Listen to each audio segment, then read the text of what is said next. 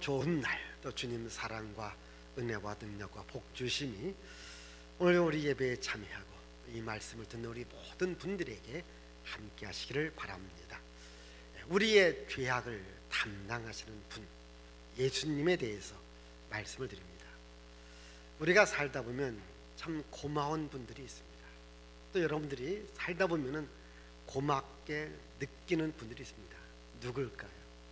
나의 무거운 짐을 누가 대신 져준다면 참 고맙다, 이렇게 말을 해요. 또 내가 어려움에 처해 있는데 그 어려운 문제를 대신 해결해 준다면 참 고맙다, 이렇게 얘기를 해요. 그리고 내가 지금 큰 빚을 지고 있어요. 그런데 그 빚을 다 갚아줘요. 고마워요, 안 고마워요? 정말 고맙지요. 내가 아픔 당하고 있는데 그 아픔을 본인이 대신 아파준대요. 참 고맙지요. 어떠한 어려움과 고난과 시련과 아픔이 있었을 때에 내가 대신 해주겠다, 아마 이런 분이 있다고 하면 정말 고마울 거예요. 근데 세상에 이런 분들이 좀 있을까 없을까? 한두 가지는 해줄 수 있어요. 그러나 전체는 못 해줘요. 오늘 저는 이 모든 것을 다 해주시는 예수님을 여러분들에게 말씀드리고 싶어요. 예수님은 우리들의 모든 무거운 짐을 다 대신 담당할 수 있는 분입니다. 이런 재미난 이야기가 있잖아요. 어떤 청년이 결혼을 위해서 배우자를 꼭 기도해요.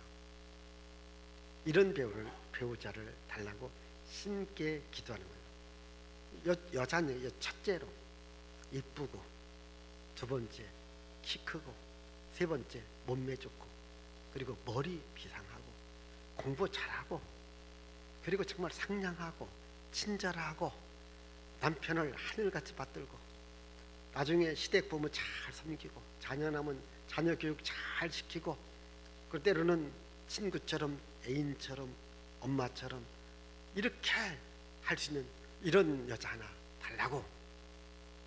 그때 신께서 뭐라고 해요? 야, 그런 여자 있으면 내가 데리고 산다. 그런 여자는 자기가 데리고 산대요. 여러분, 세상에서 내가 원하는 것을 다 충족시켜줄 분은 없어요. 부모도 못해요. 친구도 못해요. 그러나 우리의 모든 무거운 짐을 대신 져 주시는 분이 계신데 그분이 예수님이십니다. 예수님이십니다. 우리는 이 사순절 기간에 예수님을 바라봐야 됩니다. 우리가 성지 순례에 가면 반드시 봐야 되고 또 걸어야 될 길이 바로 비아 돌로로사라고 하는 십자가의 길, 고난의 길, 그 길입니다. 예수님께서 이제 빌라도에게 법정으로 판결을 받아요. 십자가의 처형을 받게 됩니다. 그 자리부터 예수께서 골고다 언덕 십자가에 달리고 무덤까지 있던 그곳까지 가는 길을 라틴어로 비아 돌로로사라고 해요. 십자가의 길, 고난의 길, 거기 두 번째 지점에는 예수께서 십자가의 처형을 내리는 선고를 내렸던 장소, 그래서 그곳에 선고교회가 있고 거기서 예수께서 채찍을 맞아요. 그래서 책찍질 교회가 있고 또 거기 보면은 이쪽 건물과 이쪽 건물이 연결되는 아치가 있어요. 이 아치를 에케 호모 아치라고 해요. 에케 호모라고 하는 것은 이 사람을 보라. 요한복음 19장 5절에 보면 빌라도가 예수님을 재판해요. 재판했는데 아무 죄도 발견하지 못했습니다. 죄 없는 분. 그래서 그 백성들에게 말합니다. 이 사람을 보시오.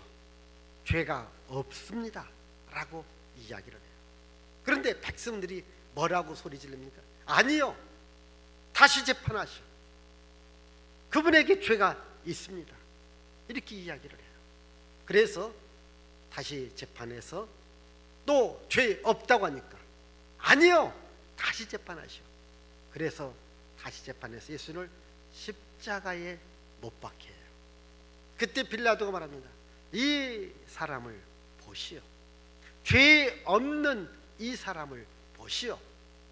근데 백성들은 믿지를 않았습니다. 십자가에 못 박으래요. 가시면류관을 씌웁니다. 가시면류관을 씌우고 자색 옷을 입고 십자가에 못 박히신 예수.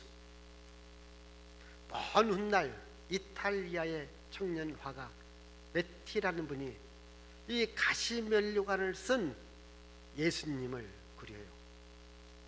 그때는 크게 주목받지 못했지만 100여 년의 세월이 흐른 후 독일의 진센도르프라고 하는 귀족이 미술관에 들려 그 그림을 보는 순간에 거기서 멈춥니다. 그 그림 아래에 이런 글이 쓰여져 있습니다. 나 너를 위하여 고난을 받았는데 넌 나를 위하여 무엇을 하느냐. 그 말의 은혜를 받아요. 그래서 믿음의 작은 경건한 운동을 벌이기 시작해요. 먼 훗날 또 세월이 지나갑니다. 한 여인이 독일로 유학 와서 그 그림을 보면서 다시 한번 이 여인도 은혜를 받게 됩니다. 그래서 찬송시를 씁니다. 나 너를 위하여 고난을 받았는데 넌 날 위하여 무엇을 하느냐. 이 하바갈이라는 여자. 그게 우리가 부르는 찬송가 311장의 찬송이라는 거예요. 이 사람을 보시오. 어떤 분입니까?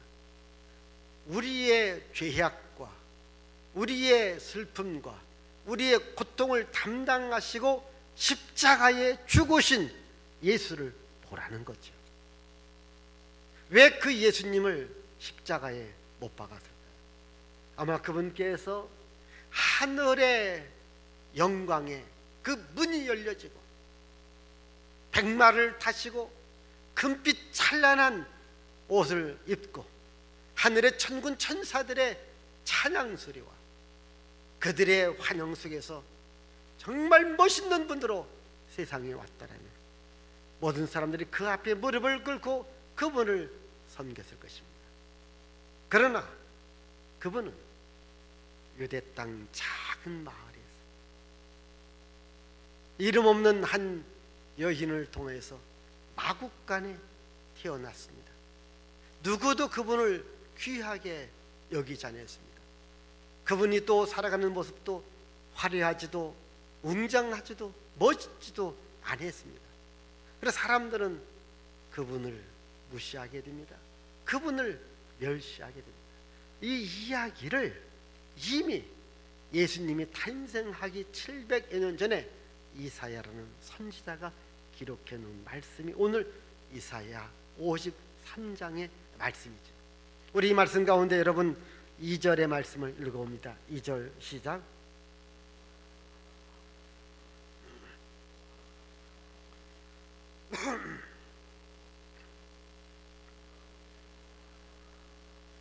자, 여기 보니까 고운 모양도 없고 풍채도 없었죠. 우리가 보기에 뭐라겠어요? 흠모할 만한 아름다운 것이 없도다.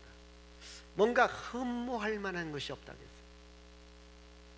여러분, 이사야라는 이 책은 예수님의 탄생을 가장 잘 표현하고 있어요.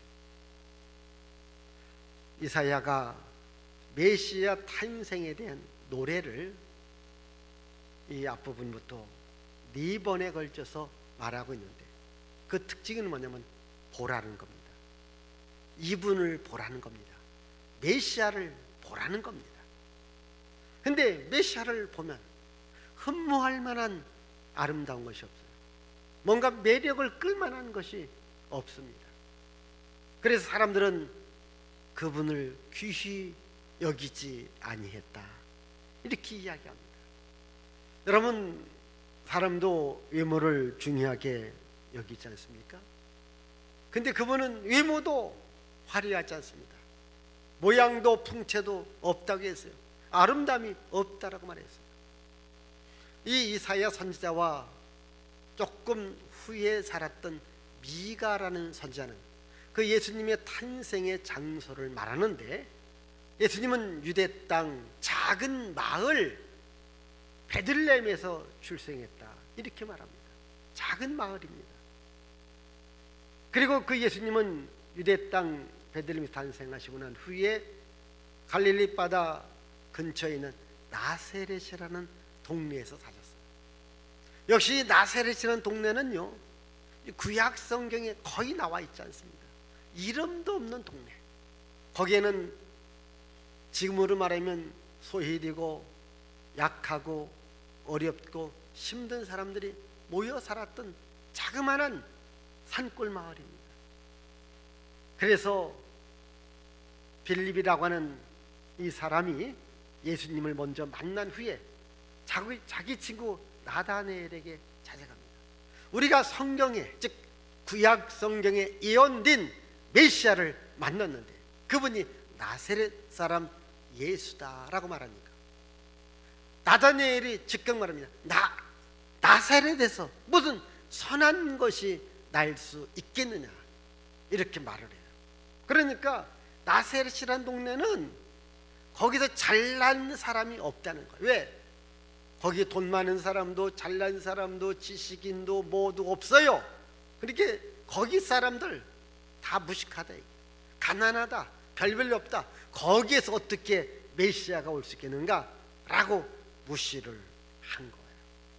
그래요, 예수님은 사람들 보기에는 잘난 것, 좋은 모습, 아름다운 모습이 없었다는 거예요. 그래서 사람들이 그를 귀히 여기지 아니했다. 우리 한번 3절 볼까요? 3절. 그는 멸시를 받아 사람들에게 버림받았으며 간구를 많이 겪었으며 질고를 하는 자라. 마치 사람들이 그에게서 얼굴을 가리는 것 같이 멸시를 당하였고 우리도 그를 귀히 여기지 아니하였도다. 여기 보니까요, 멸시를 받아 사람들에게 버림을 당했다. 그리고 그분을 귀히 여기지 아니했다, 이렇게 말합니다. 여러분, 예수님께서 이 땅에 오실 때에 사실 멸시와 천대와 모욕을 받으셨잖아요. 사람들에게 버림받지 않습니까? 예수께서 이 땅에 오셔서 병든 자를 고쳐줍니다. 배고픈 자에게 먹을 것을 줍니다. 많은 기적과 이적을 따릅니다. 한때는 구름대같이 사람들이 몰려들었습니다. 그러나 그 예수님을 시기했고 질투했고 그 시대에 잘났다는 바리새인, 서기관, 사두개인, 장로, 율법사들은 그 예수님을 십자가에 못 박으라고 소리를 지릅니다. 그때 모든 백성들도 함께 소리를 지르지 않습니까? 그래서 빌라도가 할 수 없이 나는 이분에게서 죄를 찾지 못했지만, 나는 이분에게서 피 흘릴 것을 찾지 못했지만 당신들이 원하니까 당신들 마음대로 십자가에 못 박으시오 라고 내줍니다. 사람들에게 멸시를 당한 거예요. 사람들에게 버림을 당한 겁니다. 여러분, 사람이 살면서 멸시를 받고 버림당하는 것 매우 속이 상하잖아요. 예를 들자면 여러분들이 저한테 참 잘해줬거든요. 10년, 20년, 30년, 40년 참 잘해줬다. 정말 잘해줬다. 근데 제가 은퇴할 무렵에 뭘 잘해줬느냐 하면서 오히려 그 사람한테 내가 멸시하고 무시하고 당신 때문에 목회가 얼마나 어려웠고 얼마나 힘들었고 얼마나 고통스럽고 이렇게 했다면 여러분 그 배신감은 이루 말할 수가 없어요. 자기는 오직 교회 하나만을 바라보고 목회자 하나 바라보고 이렇게 잘했는데 근데 목회자가 나중에 아니라고 배반을 때려요. 버려요. 얼마나 속이 상할까요? 여러분 예수님이 지금 멸시를 당한 거예요. 버림을 당한 거예요. 그렇게 백성들에게 여러분 은혜를 베풀어 줬고 병을 고쳐 주었고 생명과 소망의 메시지를 전했는데 그 예수님을 사람은 십자가에 못 박으라고 소리소리 지르지 않습니까? 버렸다고 했어요. 그리고 또 귀히 여기지 않았다고 해요. 여러분 누가 나를 도와준다면 귀히 여겨야 되지 않습니까? 소중하게 여겨야 되지 않습니까? 그런데 귀하게도 여기지 않고 소중하게 여기지 않습니다. 버립니다. 얼마나 속이 상할까요? 얼마나 마음이 아플까요?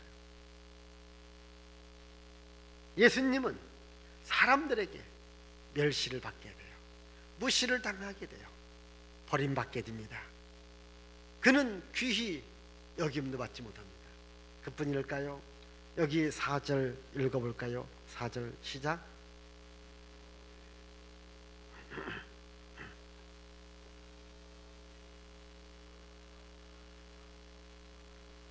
예.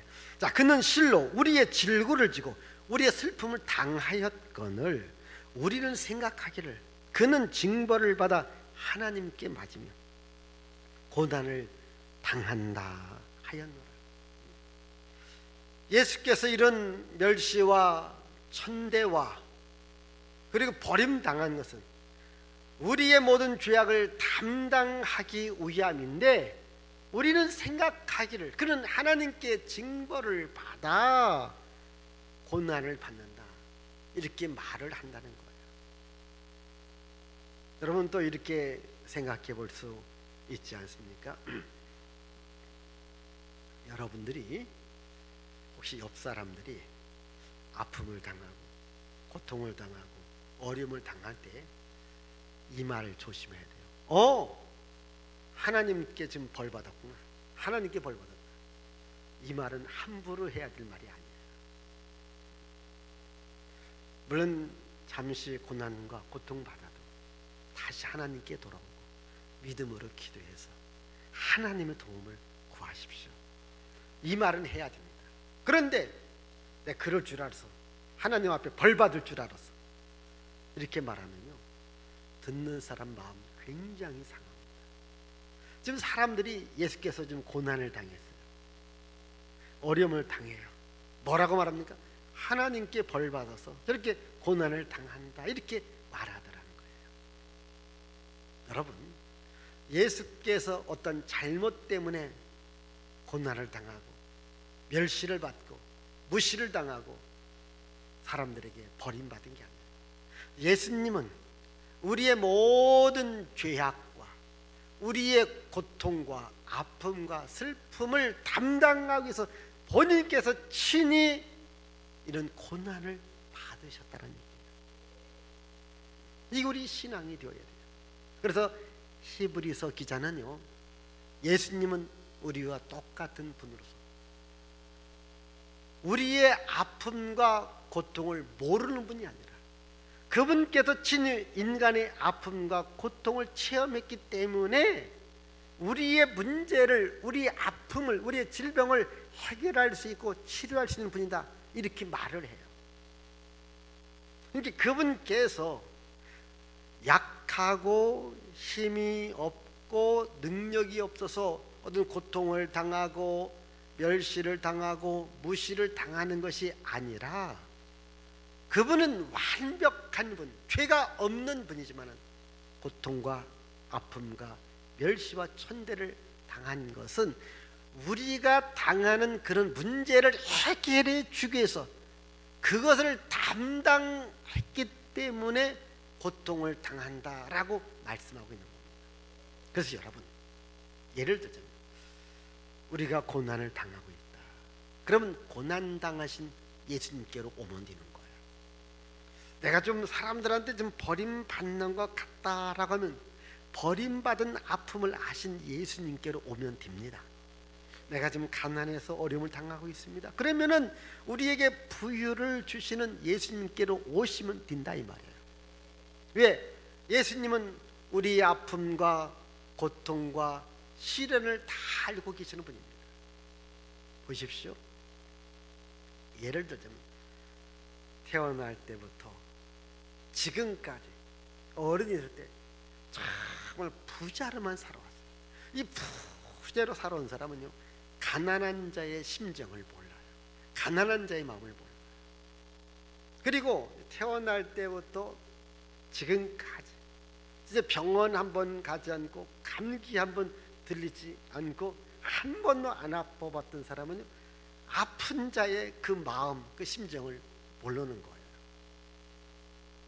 학교 다닐 때부터 늘 1, 2등을 다투었고 공부 잘하는 아이들은요, 공부 못하는 자의 그 심정을 몰라요. 왜 저렇게 공부 못할까? 그렇게 얘기를 해요. 그렇지 않습니까? 그러나 눈물 젖은 빵을 먹어봐요. 수없는 실패도 해봐요. 왕따도 당해봐요. 어려움도 당해봐요. 이러다가 이 사람이 성공을 해요. 그러면 아픈 자의 마음을, 어려운 자의 마음을 아시는 분들, 우리 예수님은 이걸 다 겪으시고 다 아시고 다 해결할 수 있는 분이다 이 말이거든요. 그분은 우리의 아픔을, 우리의 고통을 담당했기 때문에 우리의 문제를 풀어줄 수 있는 분, 우리의 숙제를 풀어줄 수 있는 분, 그분이 예수님이라는 거예요. 우리 다시 한번 여기 읽어볼까요? 5절입니다. 그가 찔림은 우리의 허물 때문이요, 그가 상함은 우리의 죄악 때문이라. 그가 징계를 받음으로 우리는 평화를 누리고 그가 채찍에 맞음으로 우리는 나음을 받았도다. 아멘. 자, 그가 찔림을 받아요. 가시면류관의 찔림, 채찍으로 찔림, 창과 못의 찔림을 받은 것은 우리 허물 때문이고, 그가 상해요. 머리부터 발끝까지 상한 것은 우리의 죄악 때문이라. 그가 징계를 받음으로 우리는 평화를 누리고 그가 채찍에 맞으면 우리는 나음을 받았도다. 아멘. 6절입니다. 우리는 다 양 같아서 그릇 행하여 각기 제 길로 갔거늘 여호와께서는 우리 모두의 죄악을 그에게 담당시키셨도다. 아멘. 여기 보시면 5절에도요, 그가 상함은 우리의 죄악 때문이다.